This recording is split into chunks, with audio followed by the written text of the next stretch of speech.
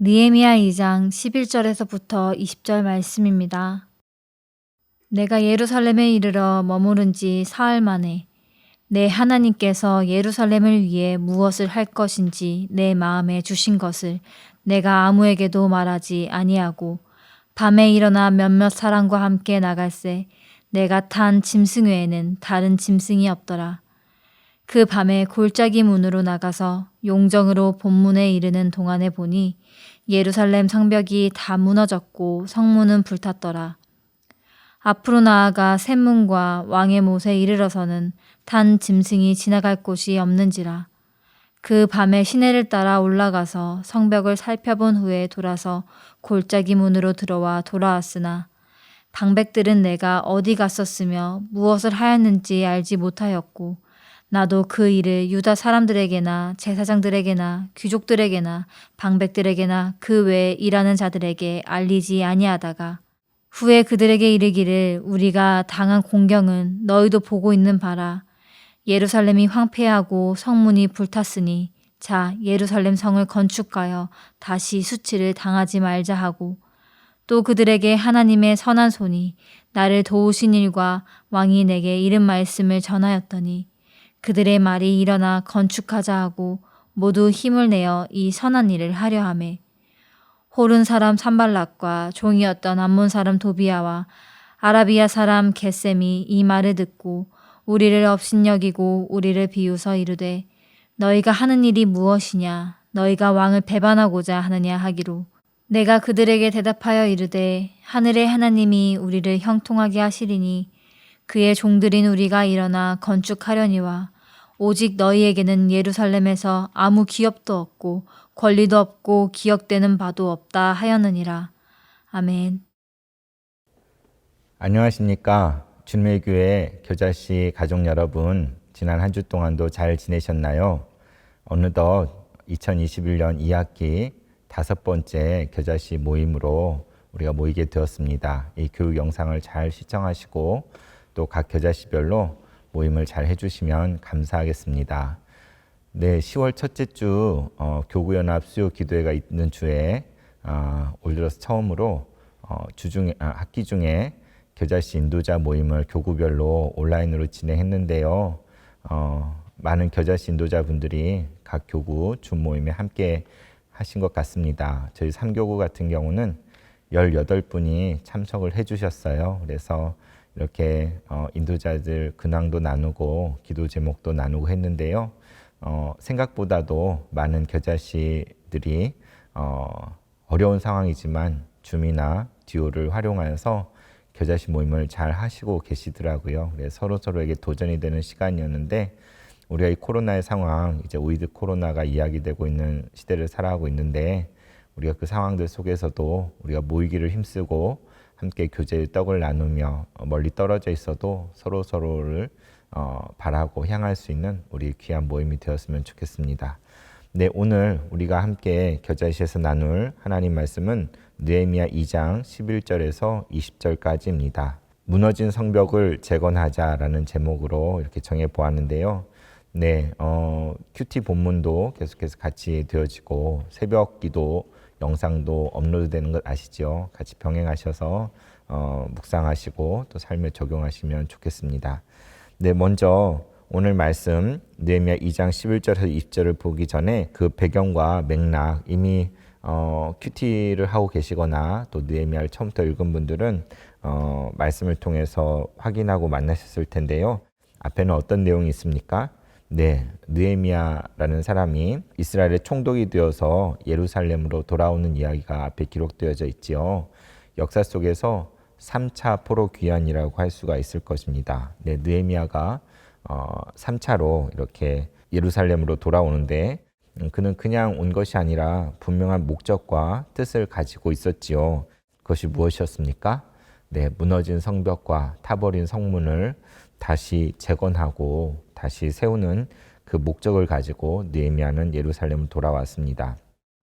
앞서 우리가 에스라를 계속 보았는데 에스라 말씀은 성전 재건의 역사라고 할 수 있죠. 그에 비하면 느헤미야는 성벽 재건의 역사다라고 구분지어 볼 수가 있을 것 같습니다. 근데 예루살렘에 성전이 있고 또 거기에 또 둘러싼 성벽이 있잖아요. 그 1차 귀환 때 이제 돌아와서 성전 건축을 하고 그 가운데 다시 율법 가운데 갱신이 일어난다면 또 더불어서 무너졌던 예루살렘 성벽을 건축하는 그 일에 느헤미야가 쓰임 받은 것이죠. 그래서 에스라 느헤미야는 포로 시기 이후에 포로 귀환의 역사요. 또 신앙 회복의 역사라고 할 수가 있을 것입니다. 그가 이렇게 예루살렘을 돌아오게 된 이유는 고국인 동포들이 환난과 능욕을 겪고 있다는 소식을 들은 것이지요. 그리고 성벽이 다 무너져 내렸고 성문이 다 불탔다는 이야기를 들었습니다. 이에 대한 안타까운 마음을 가지고 그가 기도하는 중에 왕의 기적적인 극적인 허락을 받아서 왕의 조서를 품고서 총독으로서 귀환하게 된 것이지요. 오늘 본문 앞에 내용은 그렇게 돌아왔을 때 적대자들이 없었던 게 아니죠. 산발랏과 도비아라는 사람이 느헤미야의 적대자로 이렇게 나와 있습니다. 그 이어지는 말씀이 오늘 느헤미야 2장 11절에서 20절입니다. 네, 첫 번째로 11절에서 16절 내용을 살펴보면 느헤미야가 무너진 성벽에 비밀 암행 순찰을 하는 내용이 나오지요. 여러분 11절에 보면 내가 예루살렘에 이르러 머무른 지 사흘 만에, 그러니까 느헤미야가 새로운 총독으로 이스라엘 백성들 위해서 돌아왔어요. 여러분 삶 속에서 이렇게 직장에서나 새로운 상사가 이렇게 오거나 또 새로운 직원이 모임 가운데 올 때 어떻습니까? 또는 가족 가운데 결혼이나 여러 가지를 통해서 새로운 식구가 들어올 경우에 새로운 가족 관계가 이루어질 때 이런 마음이 어떤가요? 이렇게 한편으로 기대가 되기도 하고 궁금하기도 하고 정말 좋은 사람일까? 잘 조화를 이룰 수 있을까? 또 와서 이렇게 모임이 공동체가 더 좋아질까? 아니면 더 어려움을 겪을까? 여러 가지 참 설렘도 있고 기대도 있고 또 두려움과 걱정도 있지 않겠습니까? 마찬가지입니다. 이제 포로 귀환한 이스라엘 공동체 가운데 느헤미야가 이제 총독으로서 부임을 했어요. 전임자들도 있었을 텐데 과연 이 느헤미야는 어떤 사람일지, 어떤 마음을 품고 총독으로 부임을 했을지 긴장이 되기도 하고 두렵기도 하고 기대되기도 했을 것입니다. 그런데 이제 느헤미야가 이렇게 예루살렘에 도착하여서 거기 머무른 지 사흘 만에 어떻게 했습니까? 17절에 보면 내 하나님께서 예루살렘을 위해 무엇을 할 것인지 내 마음에 주신 것을 내가 아무에게도 말하지 아니하고 밤에 일어나 몇몇 사람과 함께 나갈세. 네, 느헤미야의 목소리죠. 나는 바로 느헤미야입니다. 그죠? 느헤미야가 하나님께서 예루살렘을 위해 무엇을 할지 내 마음에 주신 것이 있는데 그것을 아무에게도 일체 말하지 않았다는 것이죠. 사람들에게 오자마자 이야기를 할 수도 있을 텐데 큰 뜻이 있고 계획이 있는데 절대 말하지 않았다고 합니다. 그리고 사흘이 되었을 그때에 밤에 일어나서 몇몇 사람과 함께 나갔다고 되어져 있습니다. 그래서 짐승을 타고 이렇게 나갔는데 그 밤에 골짜기 문으로 나가 용정으로 분문에 이르는 동안 보니 예루살렘 성벽이 타 무너졌고 성문은 불탔더라. 앞으로 나아가 샘문과 왕의 못에 이르러서는 탄 짐승이 지나갈 곳이 없는지라. 그 밤에 시내를 따라 올라가서 성벽을 살펴본 후에 돌아서 골짜기 문으로 들어와 돌아왔으나 이렇게 돼 있습니다. 네, 느헤미야가 예루살렘에서 이제 밤에 비밀리에 일어나서 그 성벽을 순찰하는 내용이 나와져 있습니다.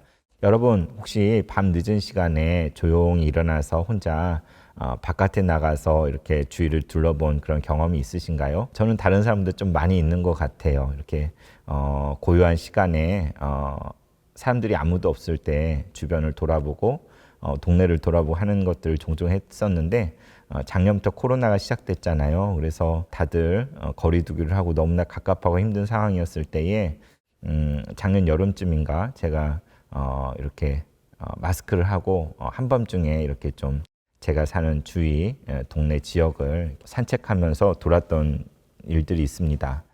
그런데 이제 밤에 늦은 시간에 이렇게 돌다 보니까 주위에 사람이 없잖아요. 그래서 마스크도 벗고, 네, 사람들과 거리를 두고 마스크도 벗고 이렇게 돌아보는데 낮에 봤던 건물들, 거리들 그것과는 사뭇 다른 풍경이 펼쳐지고 또 이렇게 보는 것들이 좀 더 다르게 느껴지고 또 낮에 보지 못했던 것들이 여기에 이런 게 있었네, 여기가 이렇게 돼 있네, 이렇게 좋은 곳이 있네, 그런 것들을 또 새롭게 보게 되는 면이 있었던 것 같아요. 여러분 어떻습니까?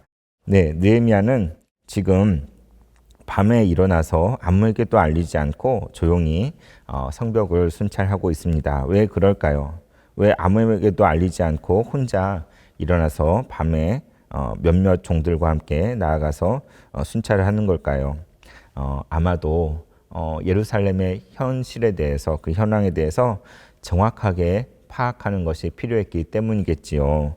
만약에 대낮에 미리 이야기를 하고 공개적으로 이 순찰을 한다면 이렇게 돌아본다면 어떤 일들이 있을 수 있을까요? 한번 생각해 보았습니다.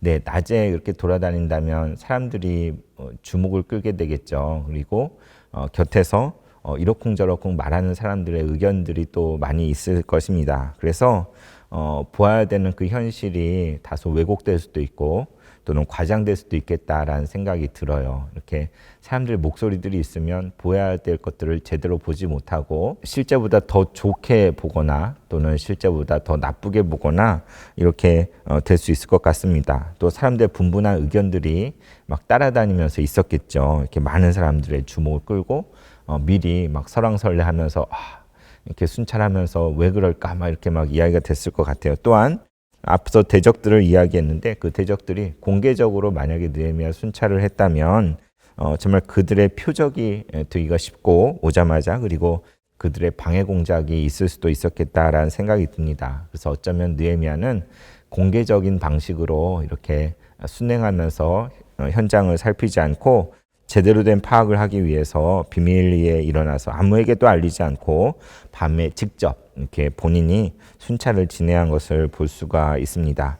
그래서 이렇게 모두가 잠든 조용한 시간에 그가 이렇게 돌아다닐 때 어떤 마음으로 돌아다녔을까요? 하나님의 뜻과 계획하심이 있잖아요. 그래서 어쩌면 조용한 시간이기 때문에 묵상하면서 하나님께 기도하면서 그가 눈으로 보는 것들을 하나하나 어루만지는 심정으로 이 예루살렘 성을 돌지 않았을까 생각을 해봅니다.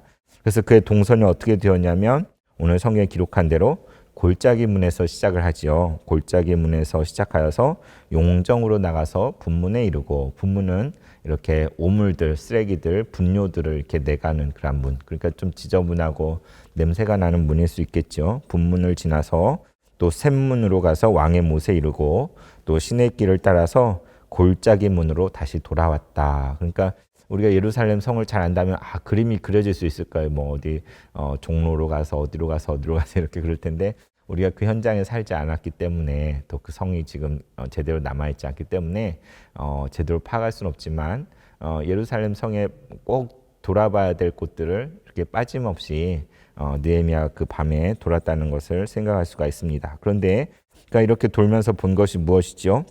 네, 오늘 13절에 있는 것처럼 예루살렘 성벽이 다 무너졌고 성문은 불이 탔더라. 그가 본 것은 세워져 있어야 될 그 성을 보호하는 성벽이 정말 여기저기 다 무너지고 돌들이 나뒹굴고 있고 또 그 성을 지키는 성문이 정말 중요하지 않습니까?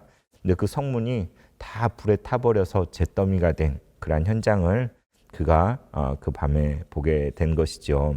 그리고는 14절에 보면 샘문과 왕의 못에 이르렀을 때는 아예 짐승을 타고 갔는데 그 짐승이 지나갈 곳조차 없었대요. 그러니까 얼마나 황폐하게 되어졌고 얼마나 무너졌고 정말 곳이 험한 그러한 지경이 되었는지 짐승을 타고는 그곳을 지나가기조차 힘들 정도로 어디 뭐 계곡과 골짜기와 어디 협곡을 지나는 게 아니잖아요. 사람들이 사는 예루살렘 성벽을 돌고 있는데 정말 지나갈 수조차 없을 정도로 그렇게 회파되고 무너진 현장을 보았다는 것입니다. 이렇게 무너진 성벽 그리고 불에 타버린 성문은 무엇을 의미할까요?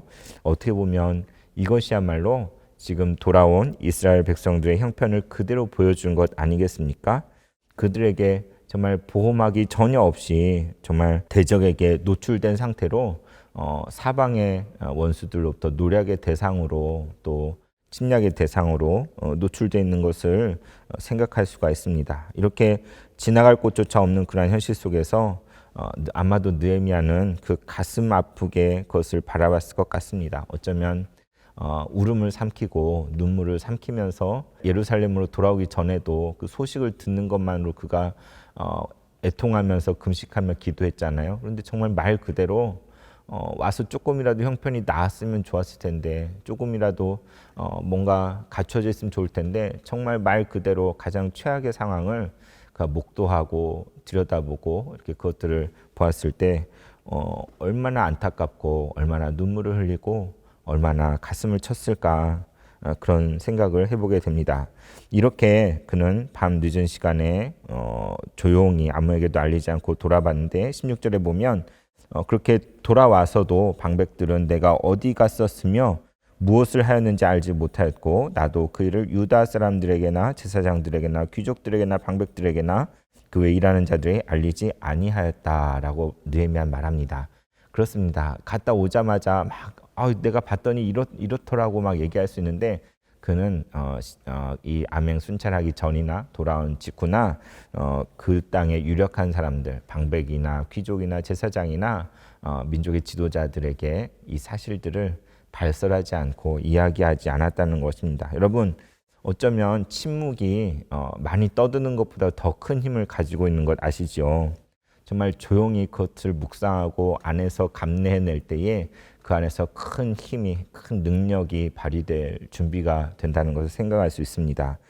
그래서 정말 우리들도 이 부분에서 좀 적용해 볼 것은 우리가 떠들썩한 세상 속을 살아가고 있잖아요. 코로나 때문에 조금 우리가 조심하게 되긴 하였지만 눈에 보이는 것들, 현란한 것들, 우리 주위를 가득 채우고 있는 것들, 특별히 요즘 코로나 상황이다 보니까 직접 사람들 만나지 못하지만 뭐 매체나 영상이나 그런 것들에 더 많이 노출이 되고 그 영향들을 더 많이 받기도 하는 것 같아요. 그런데 무엇보다도 오늘 느헤미야와 같이 조용한 시간, 조용히 우리 자신을 되돌아보고 정말 기도하는 마음으로 우리 자신을 한번 이 성벽을 도는 것처럼 이렇게 돌아보고 또 우리의 공동체를 돌아볼 수 있는 그런 마음이 필요하지 않을까 싶습니다. 내 안에, 우리 안에 정말 무너진 곳은 있지 않은지, 완전히 불타서 좀 황폐하게 된 곳은 있지 않은지, 우리의 개인의 삶 속에서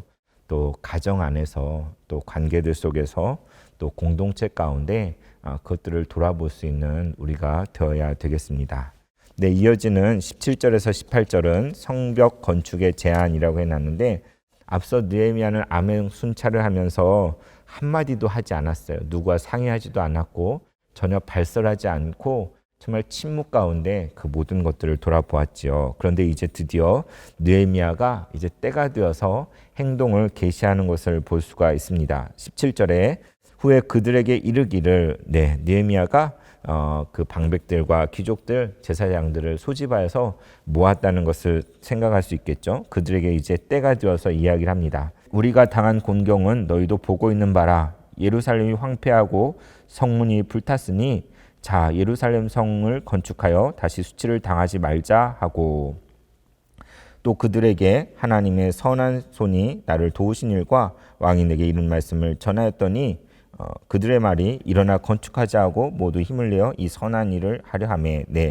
그렇습니다. 느헤미야 드디어 행동 개시를 합니다. 그러면서 그들에게 이야기하죠. 여러분, 우리가 당한 곤경을 여러분 보고 있지 않습니까? 여러분, 예루살렘 성이 얼마나 황폐되었는지 여러분 똑똑히 보고 있지 않습니까?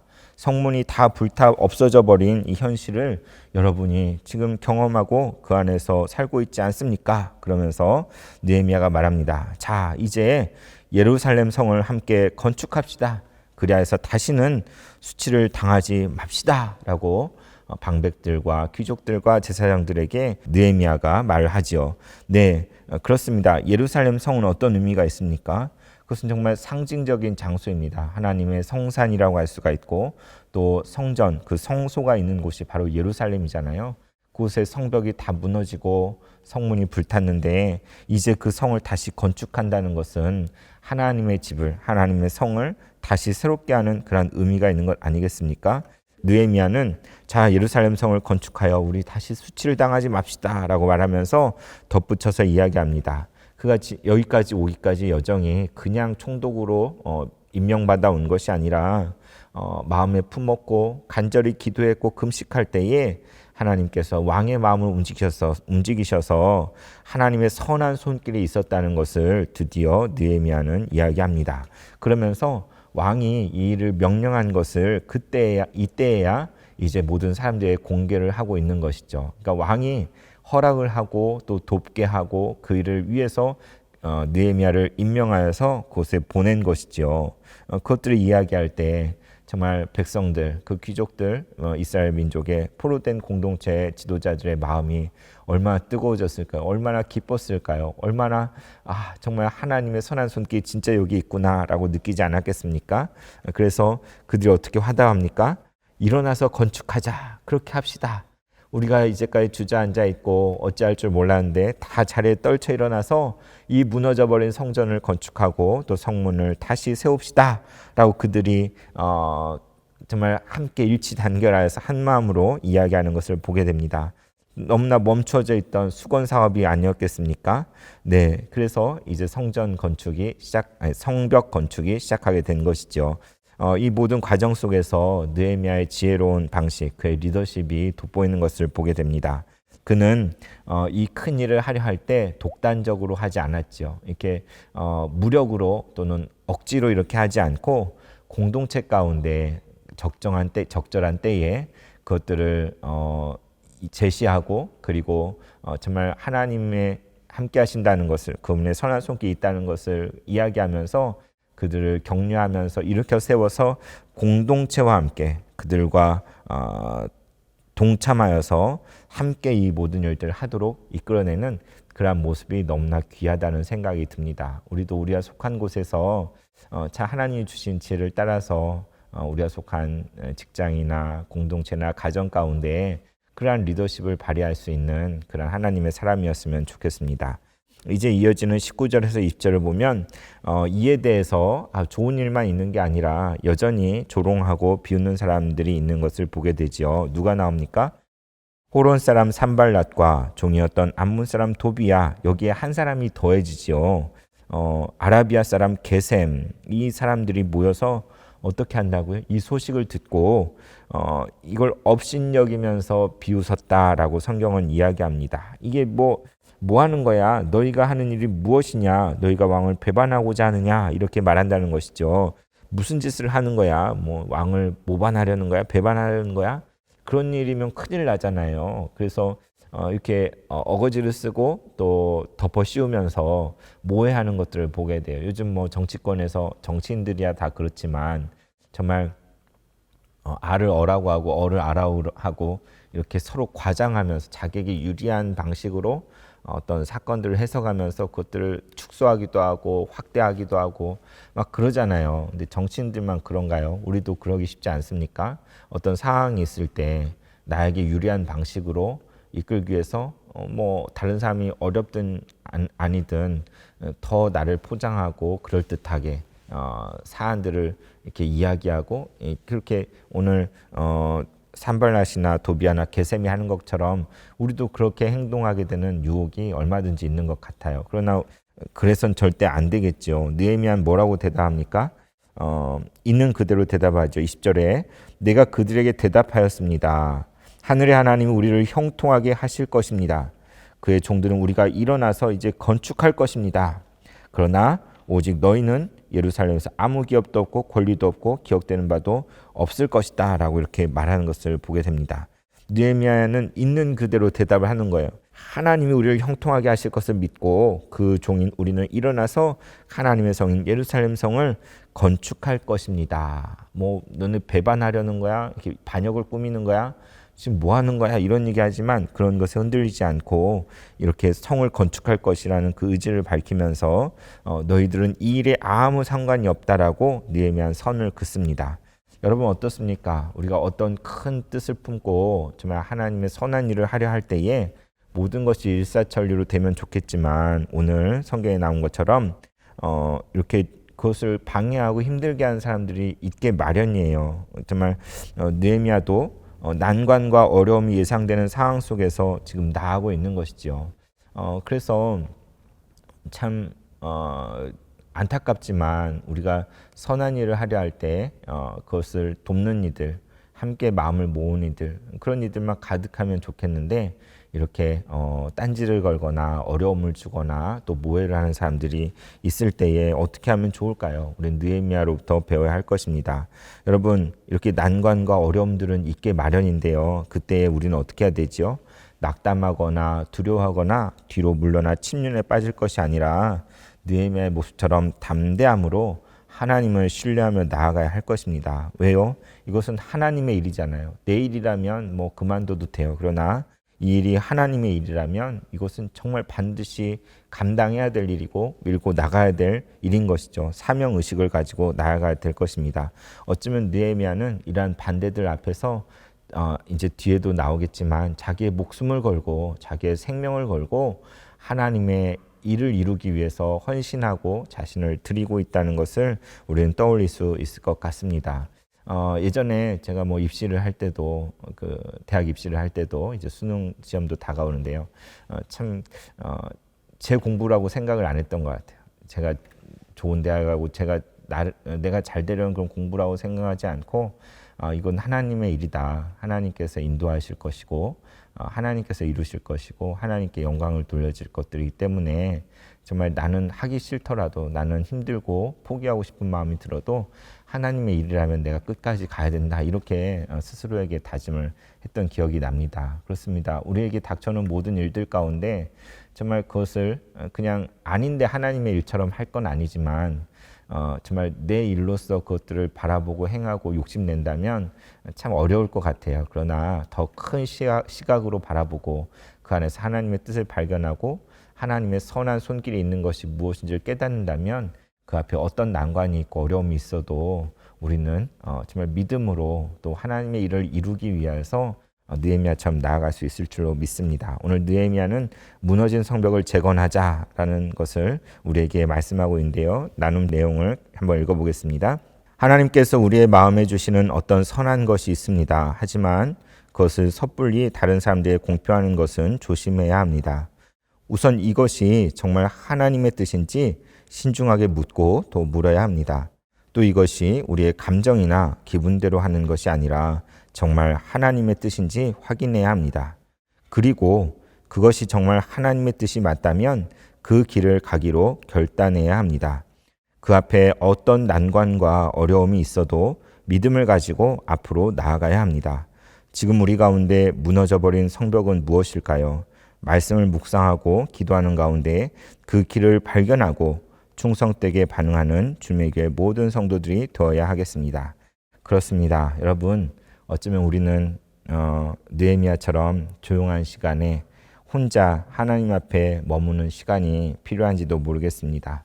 정말 우리 삶 속에 무너진 곳은 없는지, 불타서 황폐하게 된 곳은 없는지, 자신의 삶을, 또 가정을, 또 관계들을, 또 믿음의 공동체를 우리가 돌아보고 정말 그 가운데 그러한 모습이 발견될 때 어떻게 다시 재건할 것인지, 그리고 누구와 함께 할 것인지, 또 어려움과 난관 가운데 움츠러들지 않고 하나님의 선한 손길과 도우심을 바라봄으로 나아갈 수 있는 여러분 되었으면 좋겠습니다. 여러분, 겨자씨 모임도 코로나 상황 속에 많이 어려워진 부분들이 많잖아요. 그래서 겨자씨 모임 가운데도 무너지고 또 불탄 부분이 있지 않습니까? 여러분, 그러다면 낙심하고 있던 자리에서 오늘 느헤미야로부터 힘을 얻어서 하나님의 선한 손길을 구하고 다시 손을 내밀고 지체들을 일으켜 세우고 정말 한 사람 한 사람 세워짐으로 공동체가, 믿음의 모임이 예루살렘 성벽처럼 다시 온전히 세워지기를 진심으로 바랍니다. 기도 제목 3가지를 나누고 마치겠습니다. 첫 번째, 우리 가정과 겨자씨 가족들 가운데 살아계신 하나님의 뜻을 구할 때에 깨닫는 마음을 주옵소서. 우리를 향하신 하나님의 뜻을 깨달았을 때에 주저함없이 믿음으로 순종할 수 있게 하소서. 세 번째, 세상의 논리로 사는 사람들 가운데 참 믿음으로 사는 삶이 무엇인지 증거할 수 있는 신앙이 되게 하소서. 이 3가지 기도 제목으로 함께 더불어 기도하고 겨자씨 식구들 기도 제목을 가지고 또 기도하시는 여러분 되시기 바랍니다.